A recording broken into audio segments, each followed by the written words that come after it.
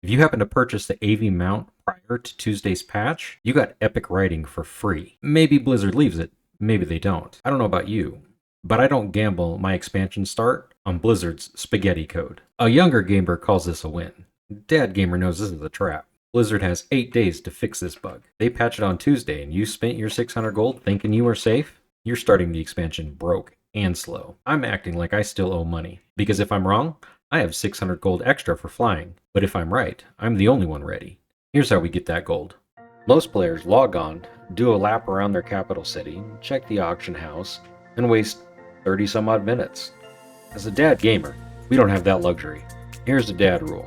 If I'm logged in and my XP bar is not moving or my gold is not increasing, I'm doing something wrong.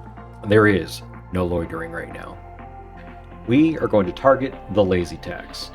High-level players are rushing new races, new classes, and they don't have time to farm all of the mats they need. They have gold, but they don't have patience. So, we're going to sell them patience. In this section, I want to talk about some add-ons that are going to help you in this grind. While Trade Skill Mastery is an absolutely amazing tool, I don't have 4 hours to set up and configure it right now. You need some dad-approved add-ons. First one I'm going to talk about is Auctionator. This is beautiful. You can use the selling tab and click on an item that you want to sell. It automatically undercuts the lowest price. Not to mention you can do a full scan of the auction house so that you know what the items you pick up are actually worth. This way you're never guessing. You can tell whether or not it's trash or whether it's a paycheck. Next one I recommend is Leatrix Plus for a couple of reasons. One, you can set up the add-on so that it automatically will sell all of your gray items. You don't have to click on anything. The next option will be a quicker auto loot, which makes it so much faster. Next, let's talk about Kiwi Farm. This is the add-on that shows the amount of time that you're spending. It uses the Auctionator auction house scan that you've done, and it kind of gives you a rough estimate about how much gold per hour you're actually making doing a specific farm. With those 3 add-ons and absolutely nothing else other than the time that you've set aside, you'll be ready to go. Let's start off with some lower level farming.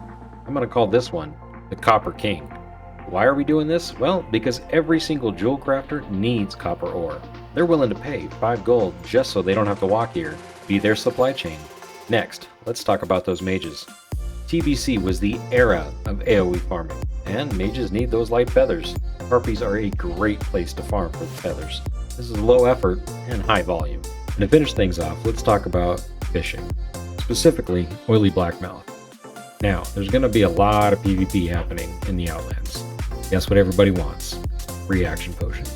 You're going to supply them with the oily blackmouth they need to have hundreds of potions. Now let's get into the high level farms. First, we're going to start off with Ruin Cloth. Why Ruin Cloth? Well, it's needed for multiple things. We're talking Ruin Cloth bags, we're also talking about Ruin Cloth turn-ins.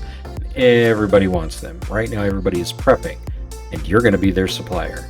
So pick your favorite humanoid spot, just start grinding. The second farm is for the leather workers out there. Specifically, we're looking at bats in the Plaguelands. They drop bat's eyes as well as other gray items that sell for quite a bit, and you can skin them for leatherworking. This makes a wonderful farm you can get quite a bit of gold from. Here's the logic on this one. The auction house can be a gamble at times, but vendoring things that are gray that come from mobs, it's not a gamble. It'll always be that price. Finally, let's hit up Silithus. There's a couple of things that you can do here. In the background, you see me farming some mobs, specifically the dredgers and the scorpions. The dredgers drop sandworm meat, which is used for some high-level cooking recipes that everybody's going to continue to use well into TBC. The scorpions, like the bats, drop a lot of good gray items to sell and vendor. They also, again, can be skinned for those leather workers out there. The other thing that you can do while in Silithus is you can farm the humanoids that are in the various different encampments and get the Twilight texts, as well as other things they drop. Everybody's trying to plan for their turn-ins, as well as get various different pieces of gear and rep. You're going to provide them with the things that they want and charge them your convenience fee. So do me a favor, stop panicking and thinking about those hundreds of gold that you need for your epic mount. Focus on just what you're going to do tonight. 30 minutes of Eastern Plaguelands, followed up by 30 minutes of fishing. Do this for 3 nights and you're already up hundreds of gold. We've got plenty of time before the portal launches. Set aside some specific time, make sure you're efficient in your grind, and you'll get there. Time is precious. Spend it wisely. We'll see you in the Outland.